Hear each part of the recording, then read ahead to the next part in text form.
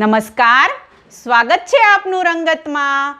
હું સિદ્ધિ કમાણી રોજ તમને અવનવી વાનગી બનાવતા શીખું છું। જો તમને મારી વાનગી પસંદ આવતી હોય તો તમે મારી ચેનલને સબસ્ક્રાઈબ કરો, મારા વિડીયોને લાઈક કરો અને તમારા ગ્રુપમાં મારા વિડીયો જરૂરથી શેર કરો। તો આજે આપણે બાળકોને ભાવે એવા ચીઝ પોટેટો બાઇટ્સ બનાવતા શીખીશું, જે બનાવવામાં ખૂબ જ આસાન અને ખાવામાં ખૂબ જ ટેસ્ટી બને છે। તો ચાલો આજે આપણે બનાવવાનું શરૂ કરીએ ચીઝ પોટેટો બાઇટ્સ। એકદમ ટેસ્ટી અને ખૂબ જ ઓછા ઇન્ગ્રીડિયન્ટ્સમાંથી બનતા પોટેટો બાઇટ્સ આપણે બનાવીશું આજે। તો પોટેટો બાઇટ્સ બનાવવા માટેના ચીઝ પોટેટો બાઇટ્સ બનાવવાના છે, તો એના માટેના આપણે ઇન્ગ્રીડિયન્ટ્સ જોઈ લઈએ। મેં 5 નંગ અધકચરા મીડિયમ બાફવાના છે બટાકા તે લીધા છે। 2 ચીઝ ક્યુબ છે તેને છીણીને લીધું છે। 3 મોટી ચમચી મેંદો લીધો છે। 1 ચમચી ઝીણી સમારેલી કોથમીર, 1 ચમચી નમક, 1 નાની ચમચી મરી પાવડર લીધો છે, 1 ચમચી ઓરેગાનો અને 1 ચમચી ચીલી ફ્લેક્સ અને જરૂર મુજબ તેલ લેવાનું છે। તો આપણે હવે ચાલો બનાવવાનું શરૂ કરીએ cheese potato bytes. Cheese potato bytes માટે અહીંયા મેં મીડિયમ બાફેલા આલુ લીધા છે, તેને આપણે આવી છીણી વડે છીણી લેવાના છે। એકદમ બાફીને આલુ નથી લેવાના, સેજ મીડિયમ બાફેલા લેવાના છે, જેથી આપણા ચીઝ પોટેટો એકદમ ક્રિસ્પી બને એટલા માટે। તો હવે આપણે આવી રીતે બધા જ આલુને છીણી વડે છીણી લેવાના છે। તો આપણે બધા જ આલુને હવે છીણી લેશું।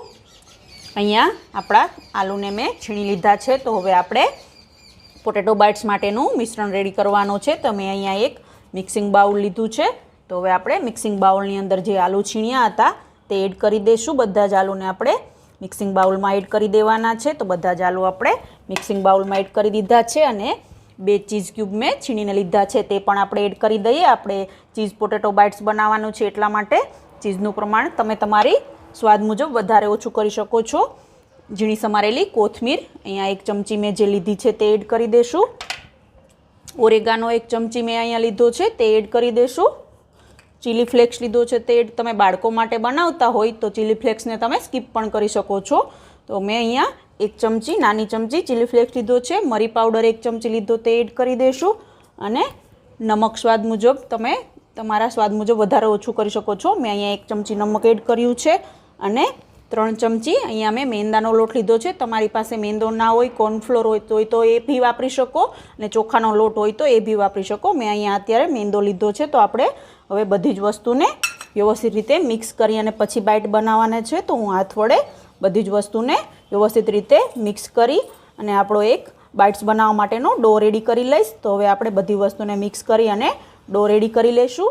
ચીઝ પોટેટો બાઇટ્સ બનાવવા માટેનો ડો અહીંયા આપણે રેડી થઈ ગયો છે। તો હવે હથેળીમાં આવી રીતે મેં તેલ લગાવી અને હાથ વડે આવી રીતે એને મસળી અને પછી આપણે ચીઝ પોટેટો બાઇટ્સ તમે તમારા કોઈ પણ જે શેપ અનુકૂળ હોય એ શેપમાં બનાવી શકો છો। તો હું આવી રીતે એક નાનું આપણે લીંબુ જેટલું પેલું મિશ્રણ લઈ અને આવી રીતે બાઇટ્સ રેડી કરીશ।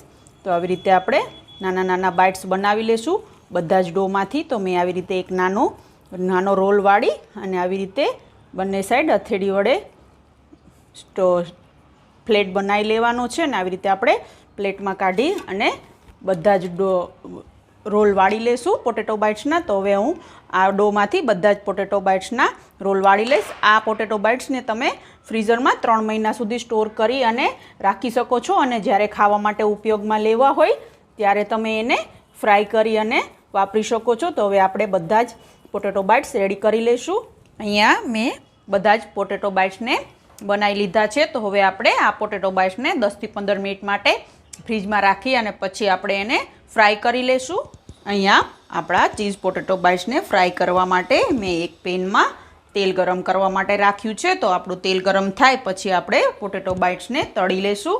હવે આપણું અહીંયા તેલ ગરમ થઈ ગયું છે। તો હવે આપણે ચીઝ પોટેટો બાઇટ્સને જેટલી પેનની અંદર આવે એટલી બધી જ બાઇટ્સને અંદર રાખી અને ગેસની ફ્લેમ મીડિયમ રાખી અને ફ્રાય કરી લઈશું। તો હવે આપણે બધી જ પોટેટો બાઇટ્સને તેલની અંદર એડ કરી અને ફ્રાય કરવા માટે રાખી દઈશું। આપણી પોટેટો બાઇટ્સ એક સાઈડથી ફ્રાય થાય એટલે આપણે એને આવી રીતે બીજી સાઈડ પલટાવી લઈશું। લાઇટ બ્રાઉન થઈ અને ફ્રાય થઈ જાય ત્યાં સુધી આપણે એને એક સાઈડ પકવવાની છે। તો હવે આપણે બધી જ પોટેટો બાઇટ્સને આવી રીતે એક સાઈડ બ્રાઉન થાય એટલે બીજી સાઈડ પલટાવી અને બીજી સાઈડ પણ ફ્રાય થવા માટે રાખી દઈશું। અહીંયા આપણી ચીઝ પોટેટો બાઇટ એકદમ બ્રાઉન થઈ મસ્ત ક્રિસ્પી રેડી તળાઈ ગઈ છે। તો હવે આપણે એને સર્વિંગ પ્લેટમાં કાઢી સર્વ કરી લઈશું। તૈયાર છે. એકદમ ક્રિસ્પી અને ખાવામાં ખૂબ જ ટેસ્ટી અને બધાને ખૂબ જ ભાવે એવા ચીઝ પોટેટો બાઇટ્સ. આ પોટેટો બાઇટ્સને તમે તળિયા વગર ફ્રીઝરમાં 3 મહિના સુધી સ્ટોર કરી અને જ્યારે પણ ખાવા હોય ત્યારે તમે તળી અને ખાઈ શકો છો. ખૂબ જ ટેસ્ટી બને છે. તો તમે આ રેસીપી ઘરે જરૂરથી ટ્રાય કરજો અને તમારી રેસીપી કેવી બની તે મને કમેન્ટ બોક્સમાં જરૂરથી જણાવજો. કેવી લાગી આજની રેસીપી તમને? જો તમને મારી રેસીપી ગમી હોય તો જે નીચે વિડીયોની નીચે જે રંગતનું બટન છે તેની બાજુમાં સબસ્ક્રાઈબરનું બટન આપેલું છે તેને પણ ક્લિક કરો અને એની બાજુમાં જે બેલ આઇકન આપેલું છે તેને પણ ટચ કરો જેથી તમને એ નોટિફિકેશન મળતું રહે.